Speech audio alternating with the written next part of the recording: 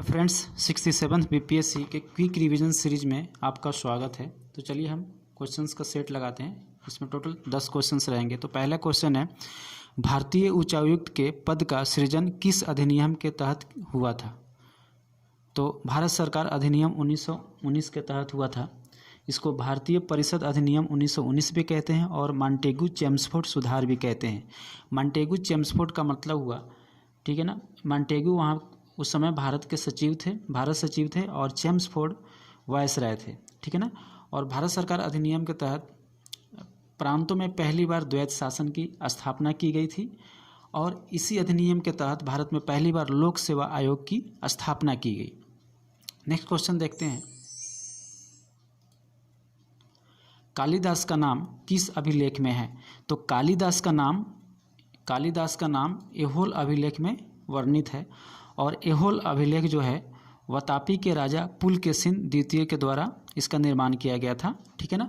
और ये जो पुलकेशिन द्वितीय था जैन धर्म को मानने वाला था। नेक्स्ट क्वेश्चन देखते हैं,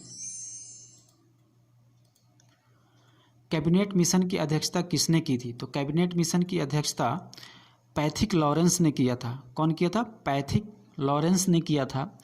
देखिए, कैबिनेट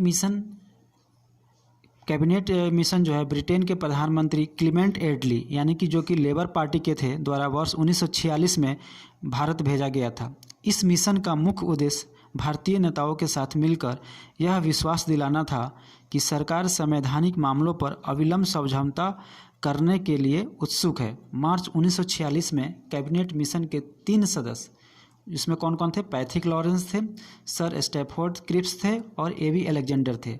इन तीनों में जो पैथिक लॉरेंस थे इसके अध्यक्ष थे। नेक्स्ट क्वेश्चन देखते हैं, नाउ और नेवर पम्फलेट किसने लिखा था? तो नाउ और नेवर पम्फलेट रहमत अली ने लिखा था, ठीक है ना। किसने लिखा था? रहमत अली ने लिखा था। इस पम्फलेट के तहत अलग से पाकिस्तान की मांग की गई थी और इसका पहला प्रकाशन 1933 में किया गया था। नेक्स्ट देखते हैं, 1828 में सती प्रथा को किसने गैर कानूनी घोषित किया था? तो विलियम बेंटिंक ने इसको गैर कानूनी घोषित किया था। विलियम बेंटिंक ने इस कानून को राजा राममोहन राय के प्रयासों से गैर कानूनी घोषित किया था। और विलियम बेंटिंक के बारे में जान लेते हैं। ये बंगाल के अंतिम गवर्नर जनरल थे और भारत के प्रथम गवर्नर जनरल थे। ये कैसे हुआ? 1833 में 1833 का जो चार्टर एक्ट आया उसके तहत जो बंगाल का गवर्नर जनरल था उसको भारत का गवर्नर जनरल कहा जाने लगा, ठीक है ना।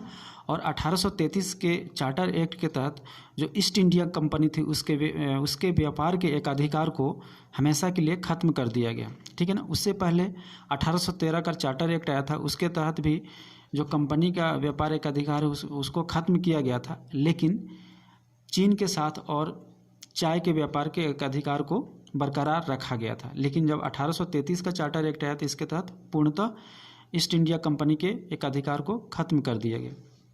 नेक्स्ट देखते हैं, साइमन कमीशन पटना कब आया था?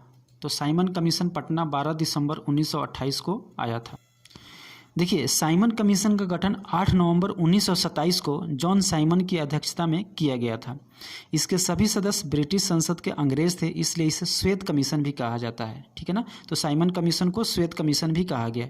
इस कमीशन ने 27 मई 1930 को अपनी रिपोर्ट प्रकाशित की थी और जब भारत आया था तो उसी विजिट के दौरान 12 दिसंबर 1928 को पटना भी आया था और वहाँ पर इसका पुरजोर विरोध किया गया था। नेक्स्ट देखते हैं, वह भारतीय राज्य जो अपने नौसैनिक शक्ति हेतु प्रसिद्ध था, तो यह प्राचीन राज्य था चोल के पास नौसैनिक शक्ति थी। ओके, नेक्स्ट देखते हैं 8 नंबर, 1857 के विद्रोह के समय कहाँ एक्सप्रेस डाक की नई लाइनें खोली गई थी? तो पूर्णिया से मुजफ्फरपुर एक्सप्रेस डाक की नई लाइनें खोली गई थी। 9 नंबर देखते हैं, अलाउद्दीन ने घरई एवं चरई कर लगाया था, ठीक है ना। और 10 नंबर देखते हैं, 1904 में हिंदुस्तान रिव्यू में प्रकाशित the partition of lower provinces and alternative proposals किसके द्वारा लिखा गया था? तो ये लिखा गया था डॉक्टर सच्चिदानंद सिन्हा द्वारा। और देखिए, इसी शीर्षक का दूसरा लेख प्रकाशित किया गया था महेश नारायण के द्वारा। और इन दोनों लेखों को कंबाइन करके एक बुक की रचना की गई थी और उस बुक का नाम था partition of Bengal and separation of Bihar. Partition of Bengal and separation of Bihar. तो friends, thanks for watching this channel. Please like and subscribe. Thank you.